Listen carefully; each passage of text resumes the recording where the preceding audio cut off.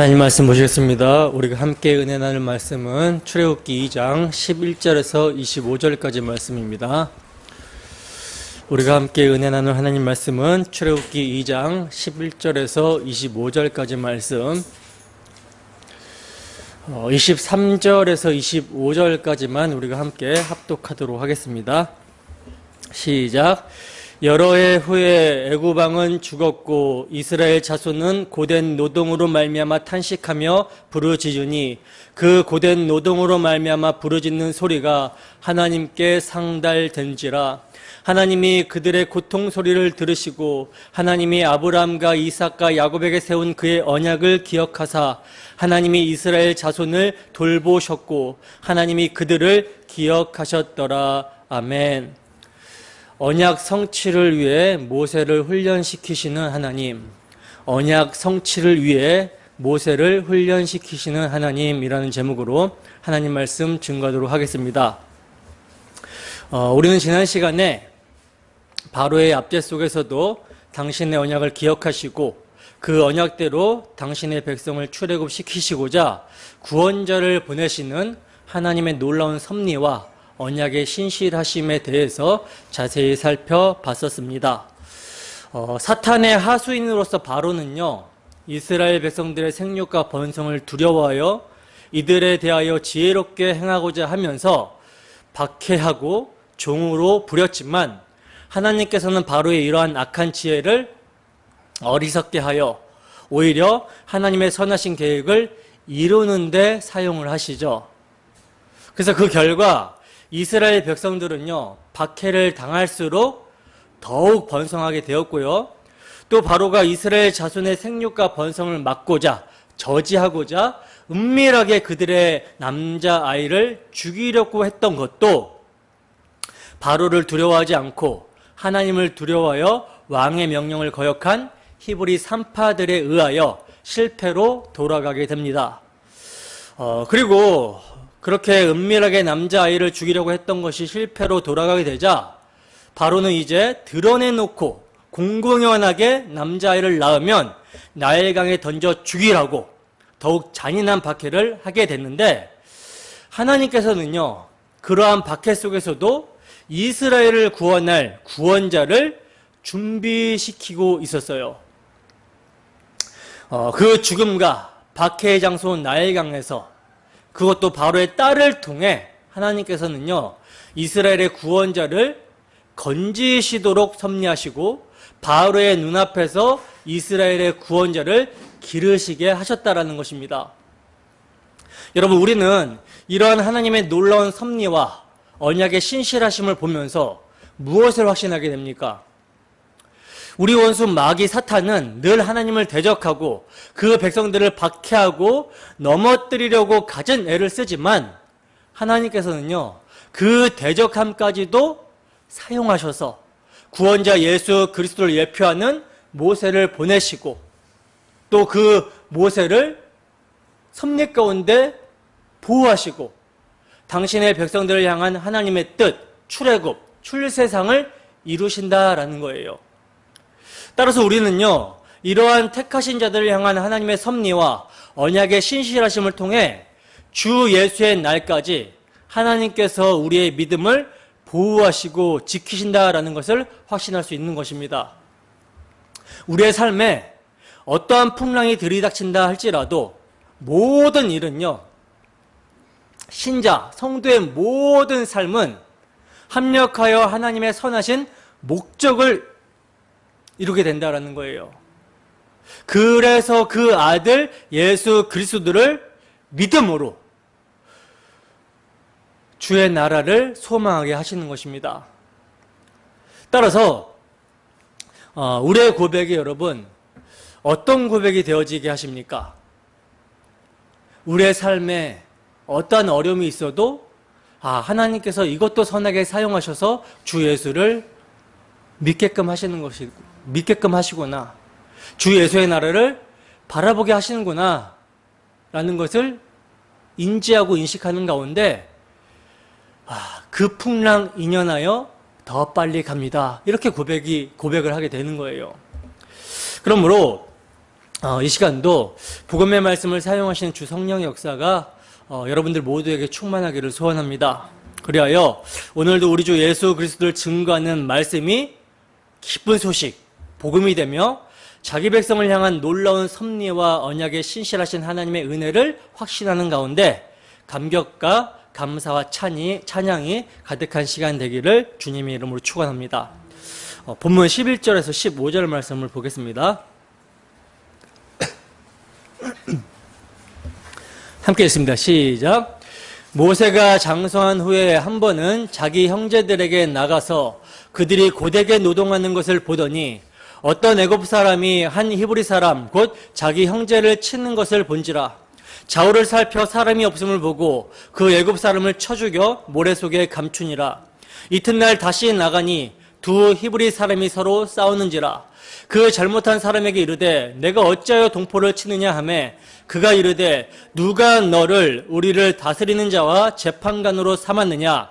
내가 애굽 사람을 죽인 것처럼 나도 죽이려 하느냐. 모세가 두려워하여 이르되 일이 탈로 되었도다. 바로가 이 일을 듣고 모세를 죽이고자 하여 찾는지라. 모세가 바로의 낯을 피하여 미디안 땅에 머물며 하루는 우물 곁에 앉았더라. 아멘. 자, 보시면요. 오늘 본문은 모세가 장성한 후에라는 말로 시작이 되고 있어요. 여러분, 우리는 모세가 장성한 후에라는 말에서 무엇을 보게 됩니까? 모세가 장성한 후에. 모세의 여러분 처음 자리는 나일강, 죽음의 자리였잖아요. 근데 그럼 그가 그 죽음의 자리에서 바로의 딸에게 건짐을 받죠.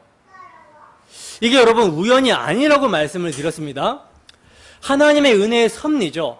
따라서 그렇게 죽음의 자리에서 하나님의 놀라운 은혜의 섭리로 말미암아 건짐을 받은 모세가 장성했다라는 것은요, 그 하나님의 은혜의 섭리로 보호함을 받은 모세가 40년이 지날 때까지도 하나님의 보호 아래서 장성할 수 있었다라는 말이에요. 자, 그렇다면 모세의 장성함에 하나님의 함께하심과 보호하심이 있었다라고 하는 증거가 여러분 무엇입니까? 증거가 무엇일까요? 여러분, 하나님의 함께하심과 보호하심은요, 단순히 모세가 육적으로 보호를 받고 잘 자라게 되었다라는 그런 의미가 아니죠. 신구약 성경을 막론하고 하나님의 함께하심과 보호하심의 증거는요, 믿음입니다. 하나님은요, 모세의 믿음을 보호하고 지켜주셨던 거예요.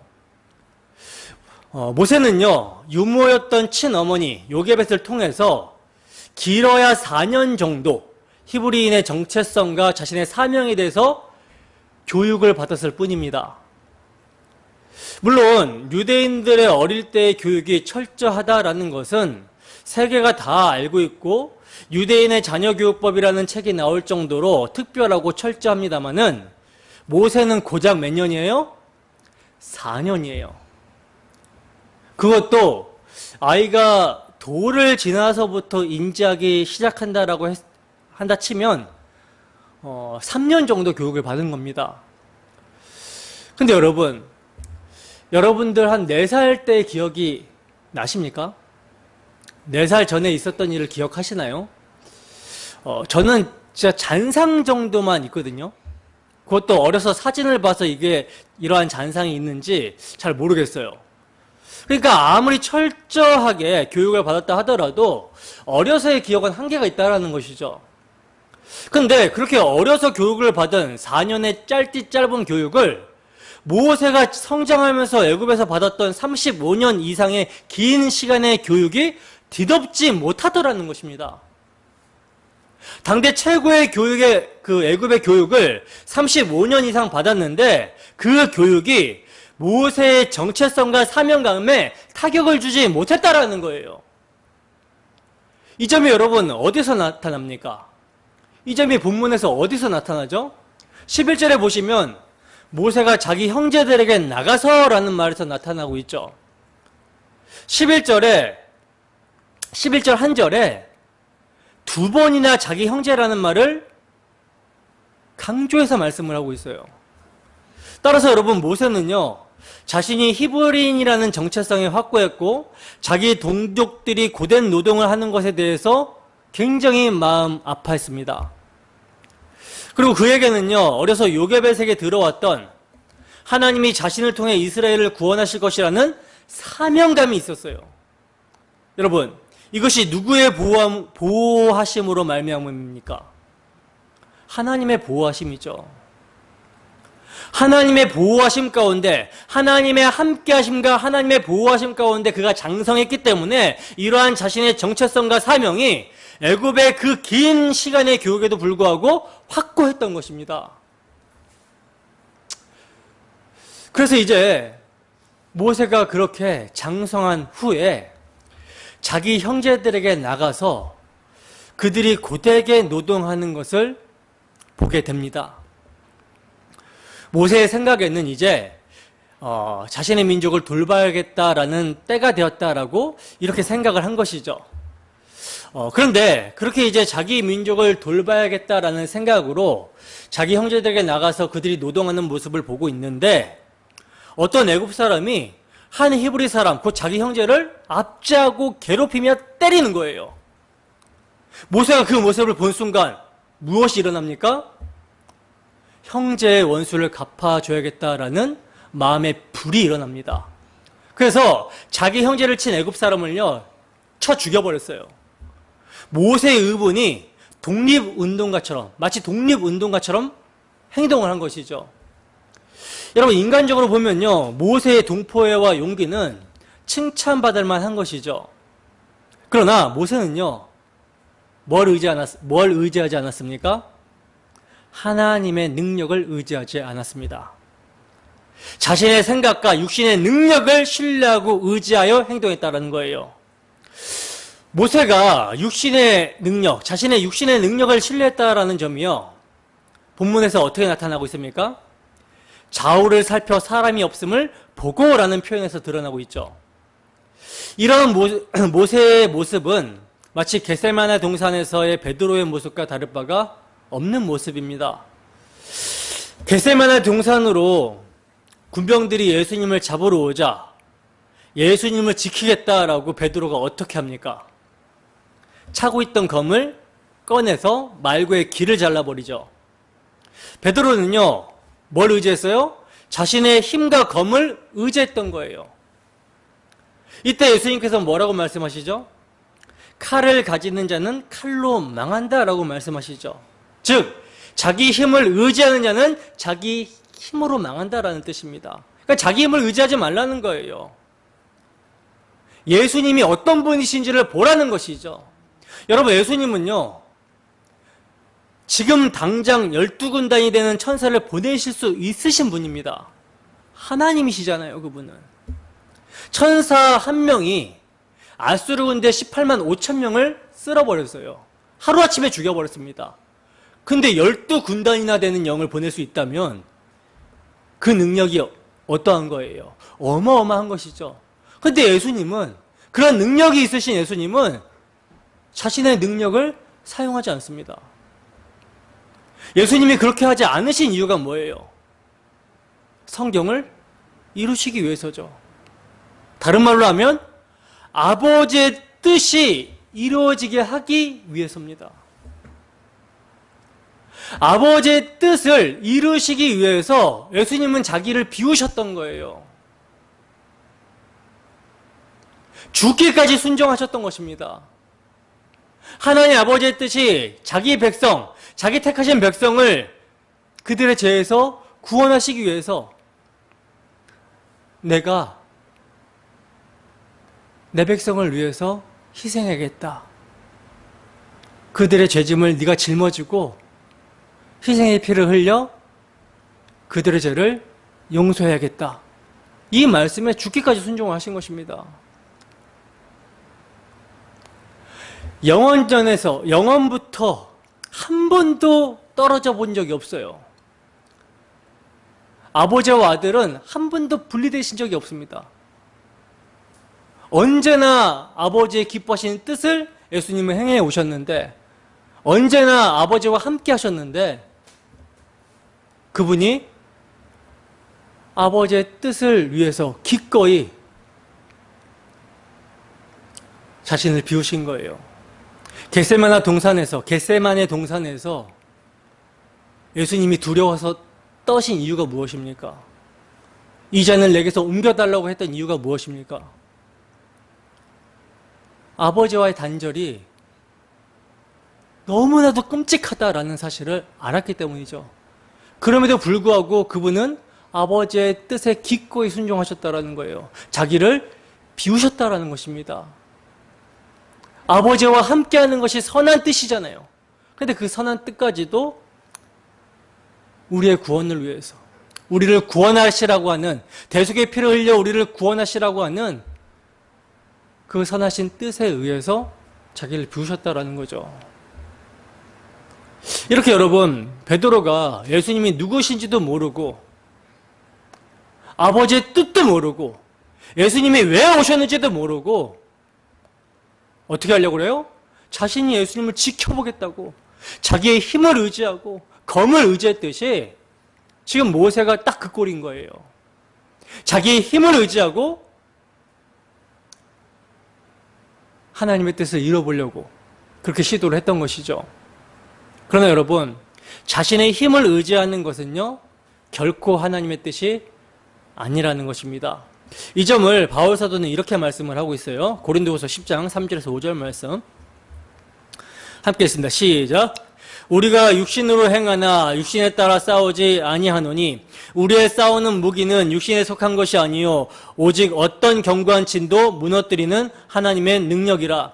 모든 이론을 무너뜨리며 하나님을 아는 것을 대적하여 높아진 것을 다 무너뜨리고 모든 생각을 사로잡아 그리스도에게 복종하게 하니. 아멘. 자, 보세요.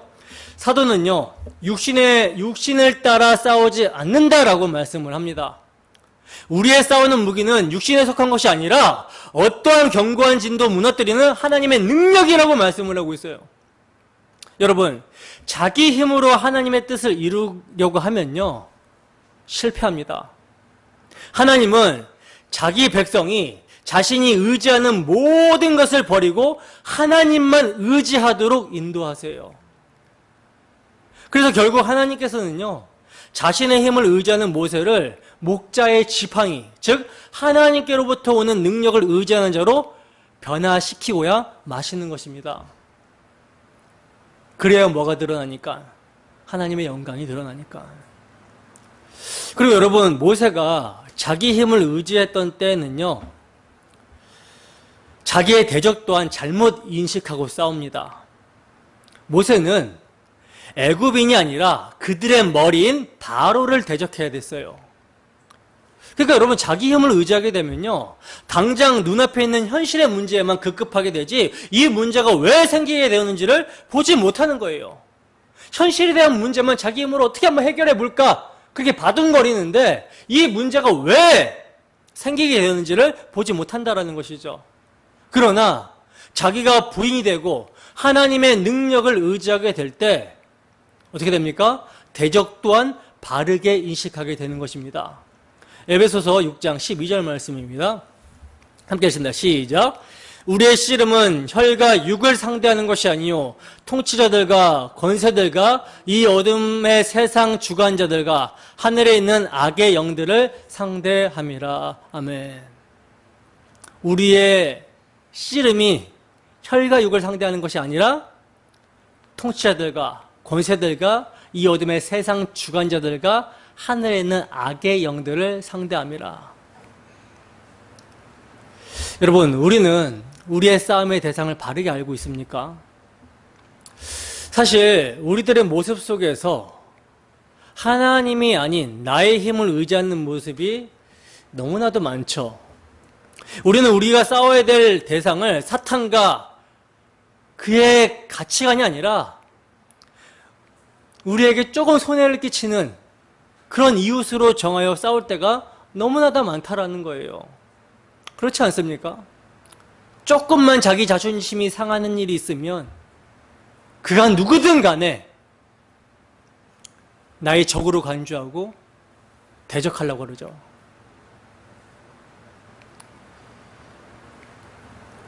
그러나 하나님은 자기 힘만을 의지하는 모세를요, 당신의 힘만을 의지하는 자로 만드셔서 바로에게 세우십니다. 이처럼 우리 또한 어떻게 만드세요?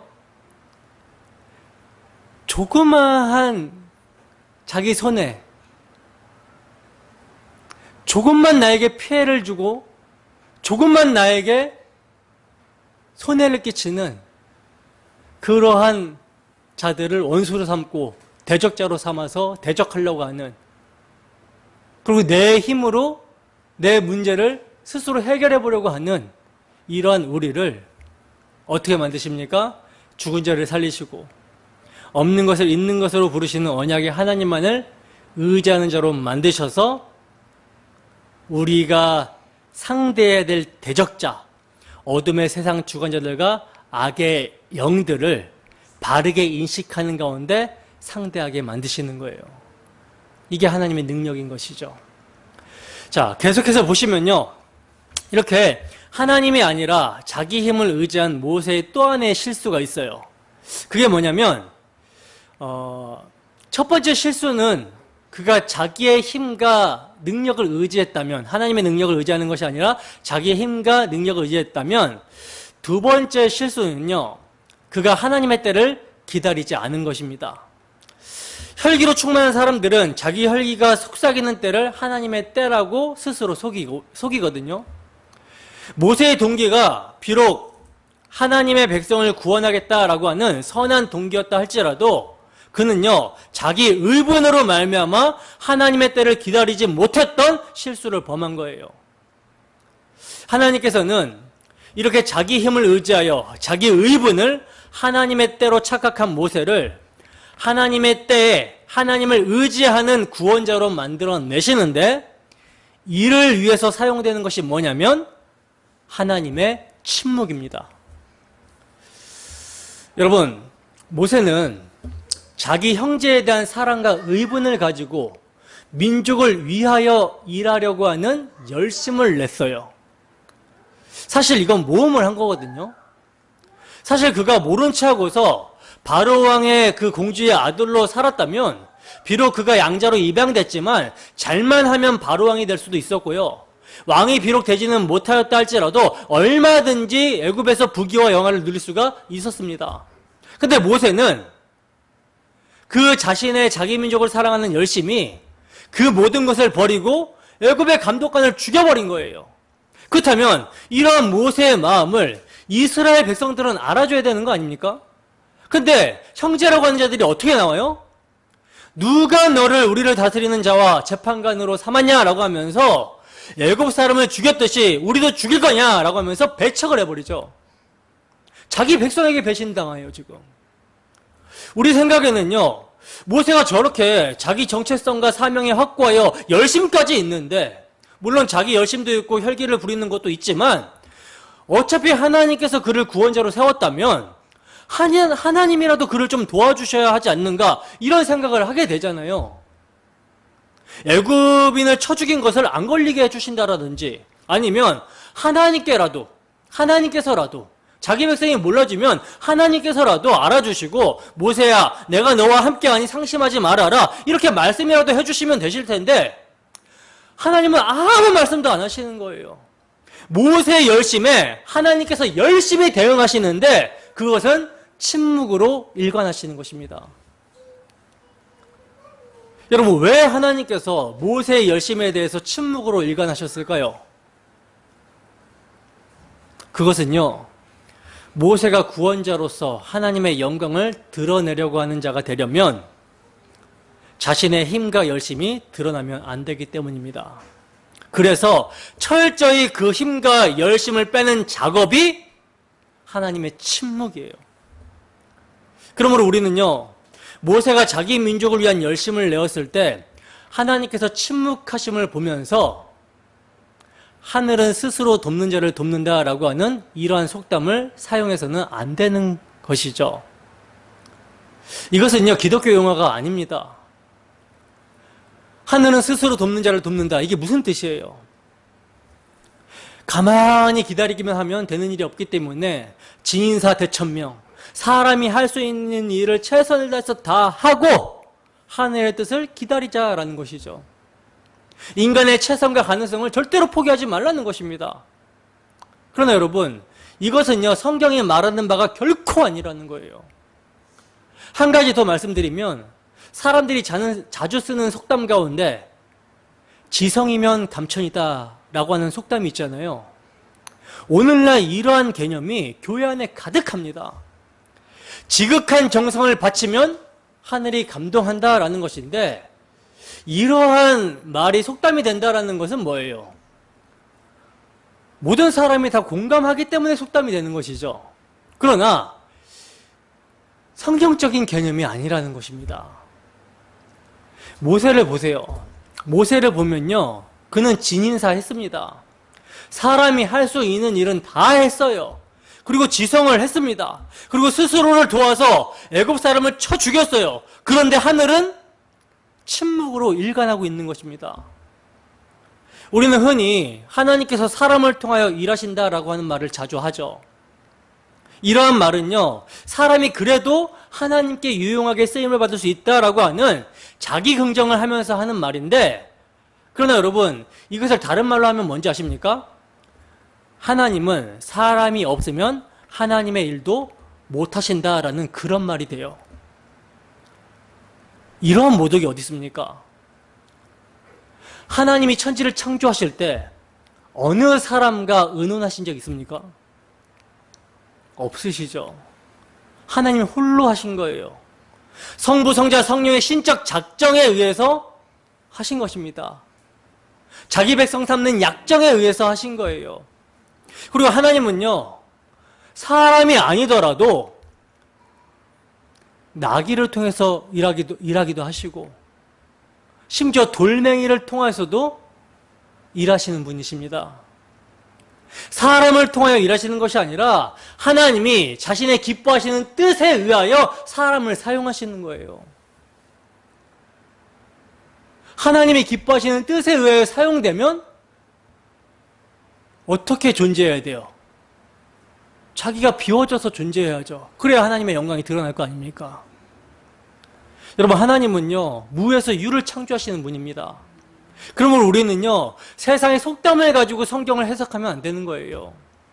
세상의 속담을 가지고 성경을 해석하게 되면 죄인된 본성은 좋아할 것입니다. 사람들이 좋아하는 성경이 될 거예요. 그러나 성경은 분명히 우리의 죄된 본성을 거스립니다. 그러니 우리의 지성도 우리의 진인사도 아니라는 거예요.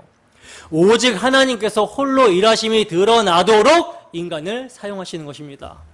따라서 사람이 하나님의 일에 쓰임을 받았다라고 해서 자신도 뭔가 했다라는 듯이 영광을 취하려고 하면 됩니까? 안 됩니까?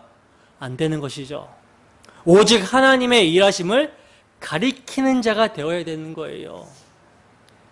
하나님의 영광을 드러내는 빈그릇이 되어야 되는 것입니다. 하나님께서는요, 자신의 영광을 사람에게 돌리지 아니하신다라는 거예요. 그래서 계시록에 보면 24장로들이 면류관을 벗어서 어떻게 드립니까? 보호자에 드리면서 말하기를 우리 주 하나님이여 영광과 존귀와 능력을 받으시는 것이 합당하오니 주께서 만물을 지으신지라 만물이 주의 뜻대로 있었고 또 지으심을 받았나이다. 이렇게 말하고 있는 것을 보게 되죠. 그러니까 사람이 어떠한 충성과 헌신을 하였다 할지라도 하나님께서 창조하셨고 하나님의 의도대로 유지가 되고 하나님께로 돌아가는 것이기 때문에 하나님의 은혜가 헛되지 않아서라고 고백을 하며 영광을 하나님께 돌려야 되는 거예요. 이게 피조물에 마땅한 본분입니다. 따라서 성경은요, 하늘은 스스로 돕는 자를 돕는다, 진인사 대천명, 지성이면 감천이다 라는 사람의 일을 이루어내기 위해서 기록되어진 것이 아니라 얼마나 사람들이 하나님의 일을 모르는가를 고발하고 이러한 죄인을 하나님께서 어떻게 사랑하셨는지를 기록하고 있는 책이 성경이에요. 하나님이 어떻게 일하시는가, 이것을 기록하고 있는 책이 성경입니다. 그러니까 사람들은 결국 자기 영광을 취하기 때문에 하나님의 일을 모르고 하나님의 영광을 거부하는 것이죠. 그래서 예수님께서는 이렇게 말씀하신 것입니다. 요한복음 5장 41절과 44절 말씀 함께 읽습니다. 시작. 나는 사람에게서 영광을 취하지 아니하노라. 너희가 서로 영광을 취하고 유일하신 하나님께로부터 오는 영광은 구하지 아니하니 어찌 나를 믿을 수 있느냐. 아멘. 보시면 예수님은요, 나는 사람에게 영광을 취하지 아니하노라 말씀하십니다. 그러나 너희는 서로 영광을 취한다라고 그러죠. 서로 영광을 취하면서 유일하신 하나님께로부터 오는 영광을 구하지 않는다라고 말씀하고 있어요. 여러분, 유일하신 하나님께로부터 오는 영광은 무엇입니까? 하나님의 아들을 믿는 것이죠. 하나님의 아들을 믿는 것이 유일하신 하나님으로부터 오는 영광인데, 서로 자기 영광을 취하느라 자신의 모습이 보이지 않는 거예요. 자신이 어떤 상태인지를 모르는 것입니다. 자신이 어떤 상태인지 죄의 비참함을 모르니 그들의 죄 문제를 해결하시고자 하나님께서 화목제물로 보내신 아들, 그들의 죄를 대신 짊어지시고 희생의 피를 흘리실 예수 그리스도를 알아보지 못하고 그 영광을 모르고 영접하지 않고 믿지 않는 것입니다. 배척하는 것이죠. 그러니 인간의 영광이 무너져야 하나님의 영광이 강체신 그리스도가 보이는 거예요. 그러므로 여러분, 하나님의 침묵은요, 하나님의 일하심입니다. 어떤 일하심입니까?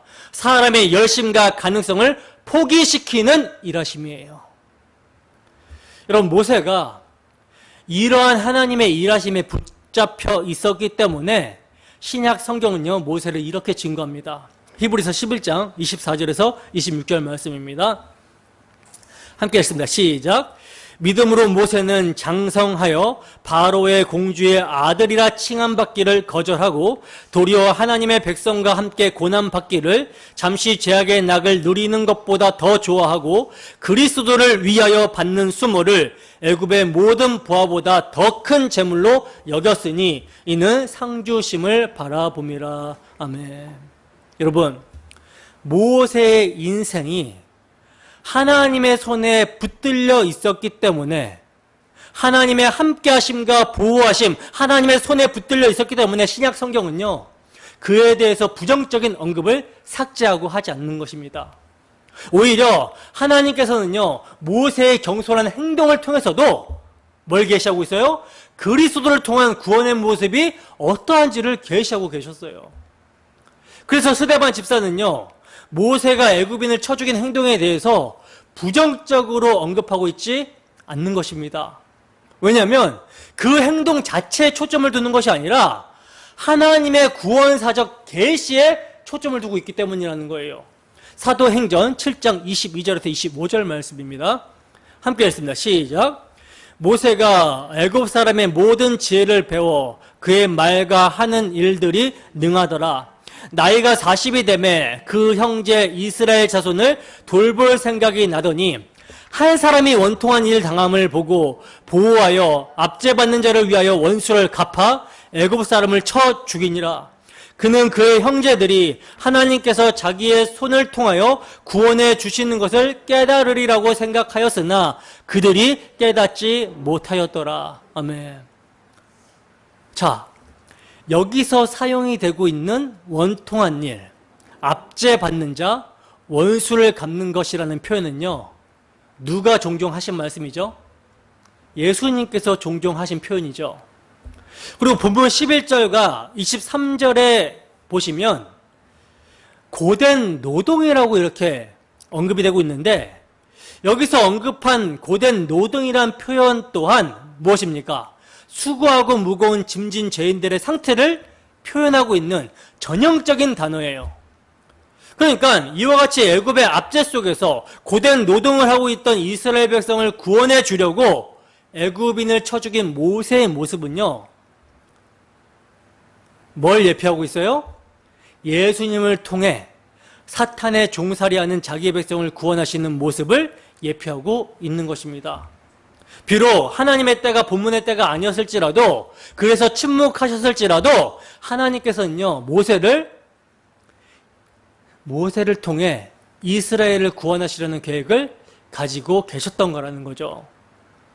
그러나 이스라엘 백성들은요, 모세를 하나님이 세운 구원자라는 것을 인식하지 못하고 어떻게 합니까? 오히려 멸시하고 비난했습니다.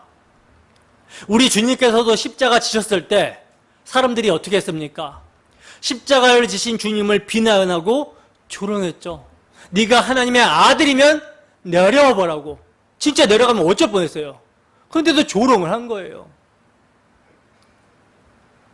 그러나 하나님께서는요, 하나님의 침묵의 기간이 끝나는 하나님의 때에 이스라엘 백성에게 배척받은 모세를 그들의 구원자로 인식시켜 출애굽을 시키셨듯이 십자가의 주님을 배척한 자들에게 그 십자가가 나의 십자가라는 인식이 들어오게 만들어내십니다. 어떻게 만들어내십니까? 예수님께서 부활하시고 승천하여 약속하신 성령을 보내셔서 그 복음이 선포가 되게 될 때, 내가 예수님을 십자가에 못 박은 죄인이구나, 이것을 인식하게 하심으로 구원해 내시는 거예요. 따라서 우리는요, 하나님께서 모세의 실수와 범죄를 통해서도 우리에게 구원을 계시하셨다라는 사실을 알 수가 있는 것이죠.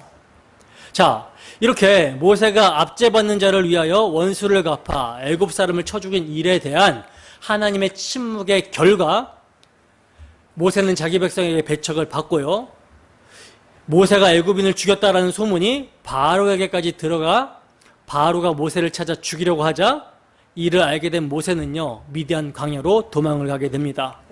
결국 이스라엘의 구원자로 부르심을 입은 모세의 모습이 살인자와 도망자의 신세로 전락하게 되어서 애굽을 탈출하게 된 거예요. 이 사건을 보는 우리들도 허탈하지만 여러분, 모세의 부모님의 심정은 어떠하겠습니까? 자기 아들이 이스라엘을 구원할 거라는 하나님의 계시를 받았는데 지금 그의 모습이 어떤 모습이에요? 살인자요, 도망자 신세이니 얼마나 절망스러웠겠냐는 거예요. 그러나 성경을요, 구속사적 맥락에서 보게 되면요, 이러한 당혹감과 절망감은 이내 소망으로 바뀌게 됩니다. 왜냐하면 구속사는 상황과 현상이 아닌 그것을 움직이는 선하신 하나님의 손에 초점을 두기 때문이라는 거예요. 그래서 하나님께서는요, 모세의 범죄를 사용해서 모세를 먼저 출애굽시키십니다. 그리고 그를 광야에서 훈련시키심으로 이스라엘 백성을 출애굽시킬 인도자로 준비시키고자 했던 거예요. 그러니까 가장 절망적인 상황에서 하나님은요, 가장 위대한 일을 준비하고 계셨던 거라는 것이죠. 여러분, 우리는 이러한 모습을 어디서 보게 됩니까?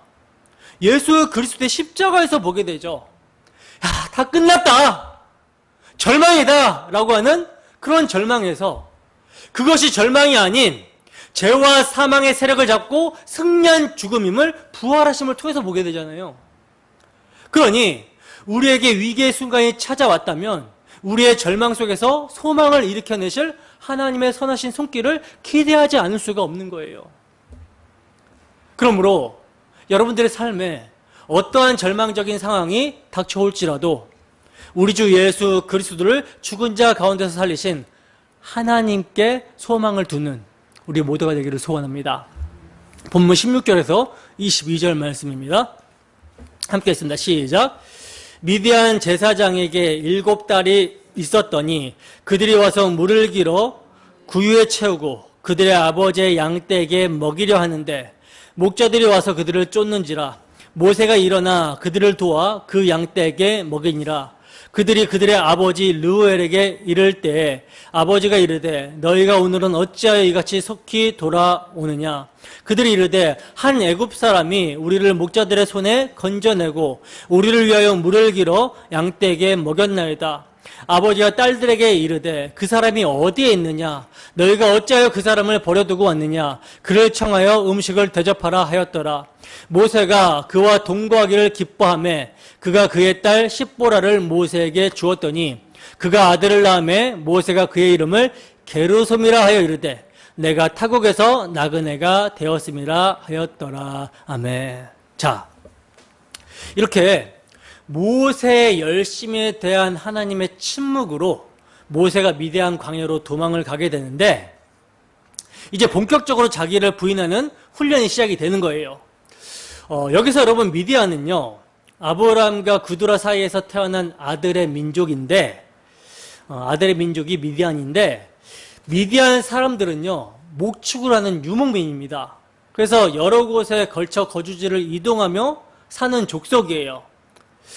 그중 일부는 정착 생활을 하기도 했다라고 하는데요. 근데 애굽에서 도망다운 모세가 그 미디안 족속이 거하는 땅에 거하면서 하루는 우물물에 앉아 있었다고 합니다. 바로 여기서 누굴 만나요? 미디안 제사장의 딸들을 만나게 되는 것이죠. 여기서 우선 우리가 살펴볼 내용은요, 미디안 제사장의 딸들이 모세를 만나게 되었을 때 그를 애굽인으로 인식했다라는 점이에요. 이 말은요, 그가 유대인보다 애굽인을 더 닮았다라는 것을 의미하는 거거든요. 우리는 여기서 여러분 어떤 교훈을 받게 됩니까? 불신자들이 믿는 우리의 모습을 봤을 때 저 사람은 야 정말 하나님의 백성, 하나님의 사람이구나라는 그런 인식이 있어야 되는데, 저 사람은 보니까 세속적인 사람이구나, 우리랑 별반 다를 게 없네 라고 인식하게 된다면 안 된다라는 그런 교훈을 얻을 수가 있는 것이죠. 여러분, 하나님의 백성이 세속적이어가지고 주변 사람들로 하여금 하나님의 백성만이 가진 영생의 소망을 발견하게 하지 못한다라는 것만큼 안타까운 일이 어디 있겠습니까? 우리는요, 영생의 소망을 믿지 않는 세상 사람들에게 나타내고 보여줄 수 있어야 되는 거예요. 그래서 소망에 관한 이유를 물어볼 수 있도록 그런 모습이 되어야 되는 것입니다. 그리고 소망에 관한 이유를 항상 준비하고 있어야 되는 것이죠. 근데 지금 이 안타까운 모습이 모세의 모습이었다라는 거예요. 여러분들의 모습은 참으로 예수를 믿는 그리스도인으로서 그리스도의 향기를 풍기고 있습니까? 애굽인과 같아 보였던 모세는요, 이제 하나님의 침묵의 기간 동안, 즉 미디안 광야에서 자신의 열심과 가능성을 포기하는 훈련을 40년 동안 받으면서 하나님의 백성을 구원할 구원자로서 직무를 감당할 자로 준비되게 됩니다. 비록 모세의 시작은 애굽 왕자의 모습으로 시작이 되었지만 하나님은 그를요, 이스라엘을 인도할 구원자로 바꾸어 버리시는 거예요. 따라서 이를 보게 될 때 우리의 모습 또한 하나님의 백성답게 변화시키실 하나님께 소망을 둘 수가 있는 것이죠. 자, 그리고 모세는요, 십보라에게서 아들을 낳았다라고 하는데, 모세가 그 아들의 이름을 뭐라고 지었다라고 그러죠? 게르솜, 이방 나그네라고 지었다라고 말씀을 하고 있죠. 이것은요, 모세가 미디안 땅에 있으면서도 자기가 본향 찾는 자임을 잊지 않았다라는 것을 의미하는 거거든요. 그렇다면 모세가 찾는 본향이 어디입니까? 모세가 찾는 본향이 어디예요? 애굽입니까? 애굽으로 돌아가기를 원한 것입니까? 아니죠. 하나님이 예비하신 약속의 땅입니다. 그 땅을 가기를 원했다라는 거예요. 히브리서 11장 13절에서 16절 말씀입니다. 함께 했습니다. 시작. 이 사람들은 다 믿음을 따라 죽었으며 약속을 받지 못하였으되 그것들을 멀리서 보고 환영하며 또 땅에서는 외국인과 나그네임을 증언하였으니 그들이 이같이 말하는 것은 자기들이 본향 찾는 자임을 나타냄이라. 그들이 나온 바 본향을 생각하였더라면 돌아갈 기회가 있었으려니와 그들이 이제는 더 나은 본향을 사모하니 곧 하늘에 있는 것이라. 이러므로 하나님이 그들의 하나님이라 일컬음 받으심을 부끄러워하지 아니하시고 그들을 위하여 한 성을 예비하셨느니라. 아멘. 자, 보시다시피요, 자신의 정체성과 사명이 있는 사람들은요, 믿음으로 어디에 소망을 두고 살아요? 하나님의 약속에 소망을 두고 삽니다. 여러분들은 믿음으로 살고 있습니까? 하나님이 약속하신 곳과 내 마음이 향하는 곳이 일치하는 삶, 이게 여러분 믿음의 삶이에요. 이러한 믿음의 삶이 되기를 소원합니다. 여러분, 애굽 땅에서 모세는요, 압제당하는 히브리 노예를 도와 애굽 사람을 쳐 죽이고는 살인자라는 낙인이 찍히게 되잖아요. 그런데 미디안에서의 모세는요, 이드로의 딸들을 압제하는 그 나쁜 목자들을 몰아낸 일로 말미암아 구원자로 대접을 받게 됩니다. 즉, 유사한 사건이지만 인식의 대조를 이루고 있는 것을 보게 된다는 거예요. 그러니까 하나님께서는 모세를 외면한 자들로부터 떠나게 하시고 모세를 영접할 자들에게로 모세를 인도하셨다라는 것이죠. 그리고 이로써 미디안 제사장의 집에 구원이 일어나게 된 것입니다. 여러분, 십보라의 관점에서 보면요, 모세를 인도하신 하나님의 인도하심이 얼마나 감격스럽게 다가오겠습니까? 그렇지 않습니까? 그러면 여러분, 이것이 십보라만의 감격일까요? 아니죠. 성경은요, 십보라를 교회의 예표로 보여주고 있는 거예요.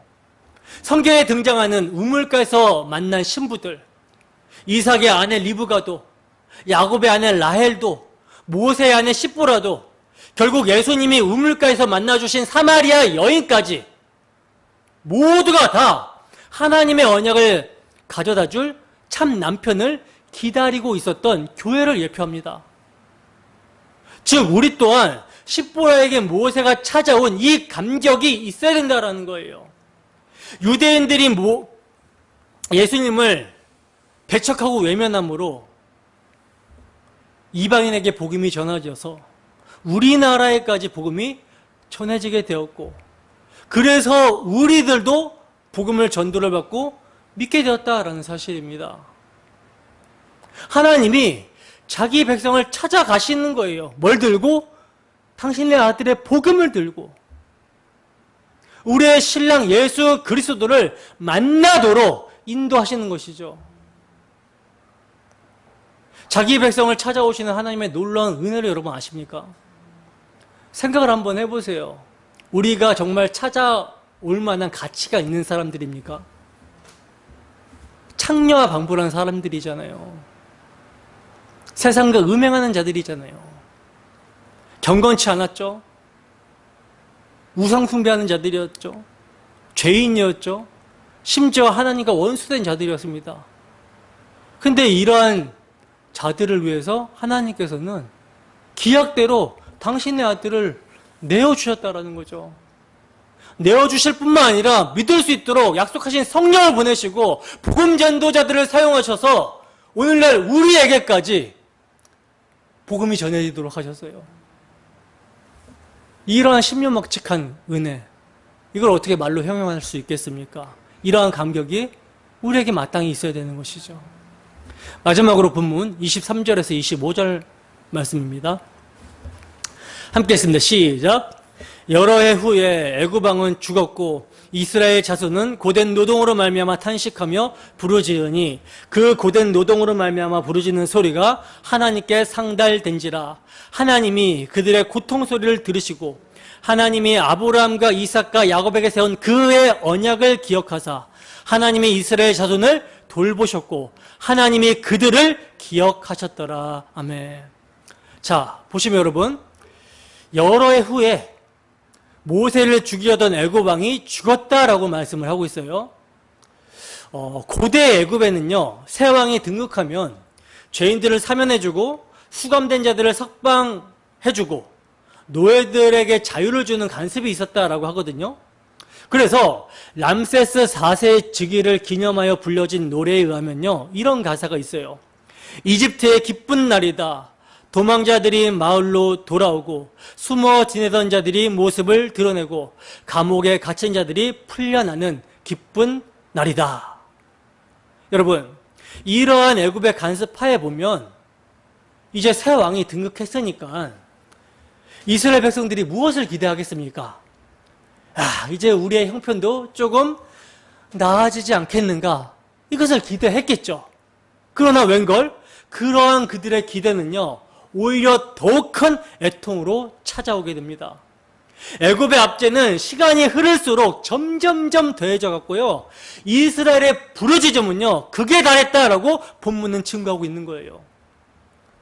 여러분, 우리는 여기서 세상의 흐름이 이와 같다라는 사실을 알게 되죠.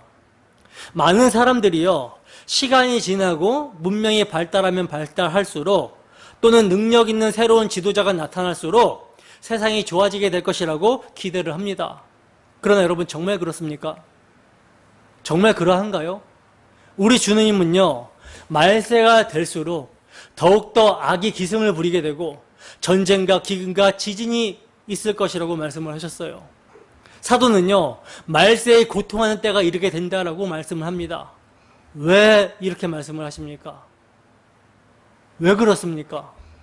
세상은 하나님의 심판을 받기에 합당하다라는 거, 하나님의 아들을 죽인 세상이라는 거, 이것이 점점 드러나게 되는 것이고, 여기서 하나님의 백성은 더욱 애통하며 하나님 나라를 소망하게 되는 믿음을 갖게 되기 때문이라는 것입니다.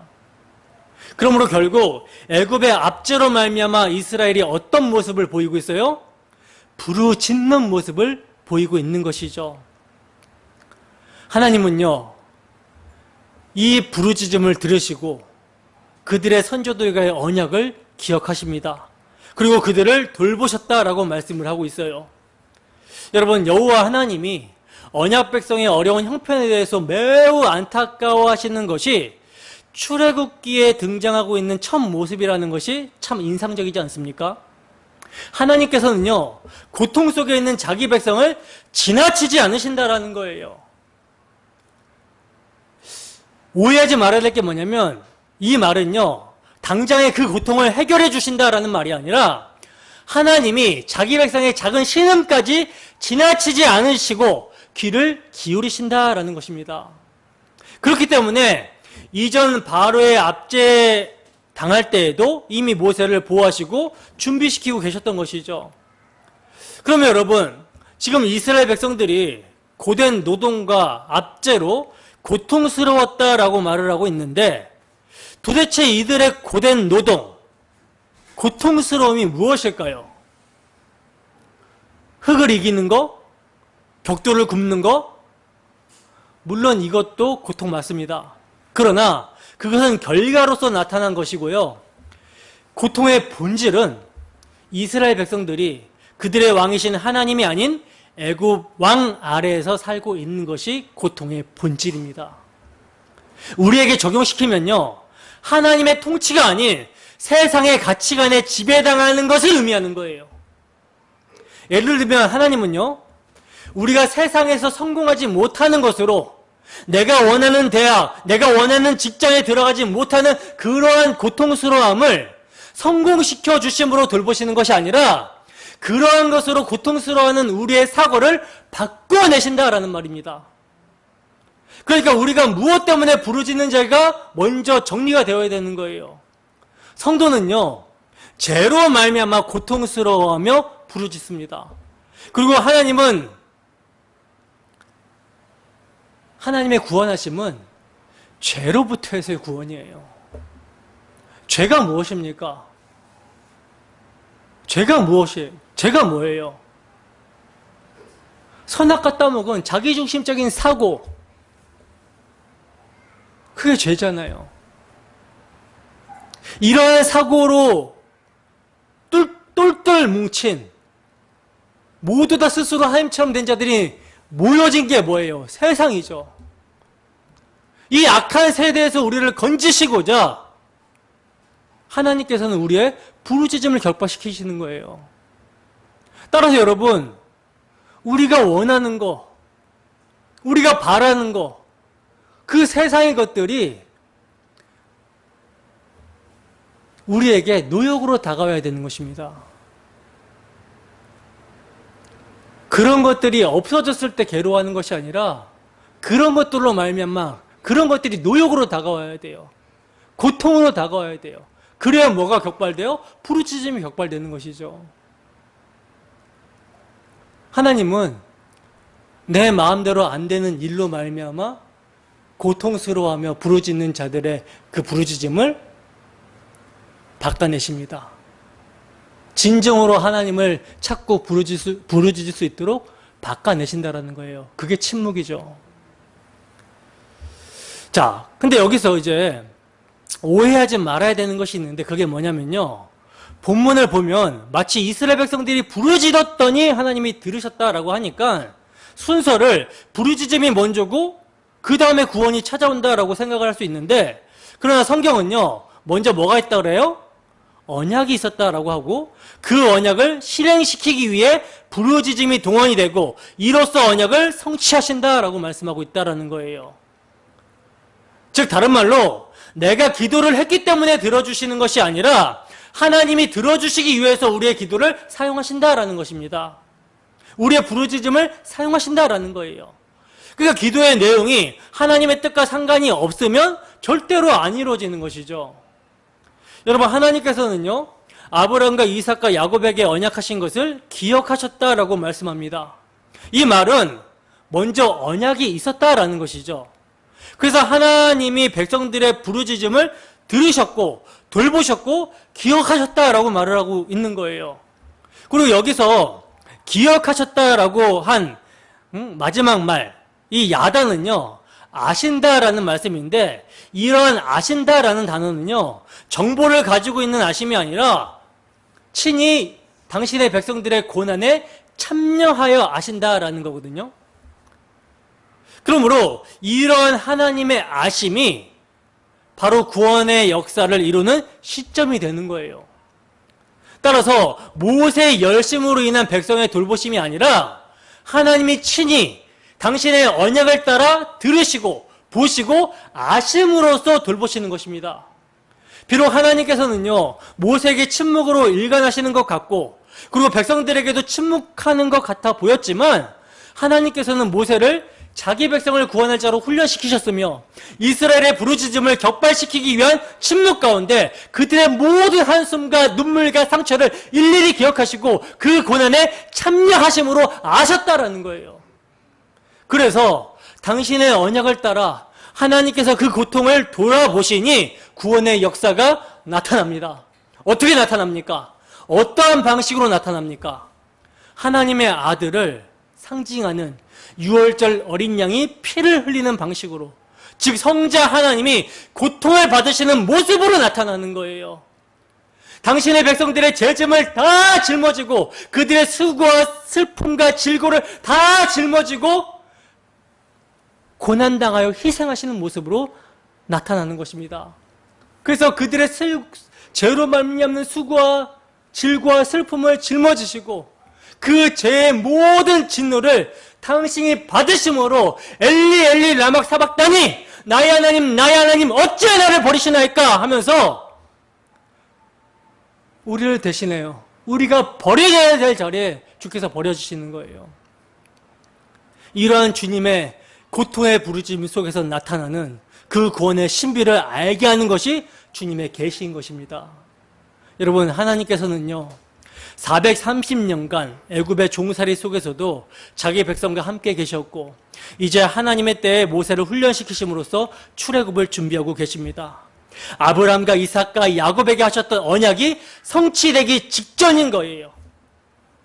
야곱과 요셉이 임종머리에서 하나님은 반드시 찾아오셔서 우리들을 구원하실 것이라고 한 언약이 이제 곧 이루어지게 되는 것입니다.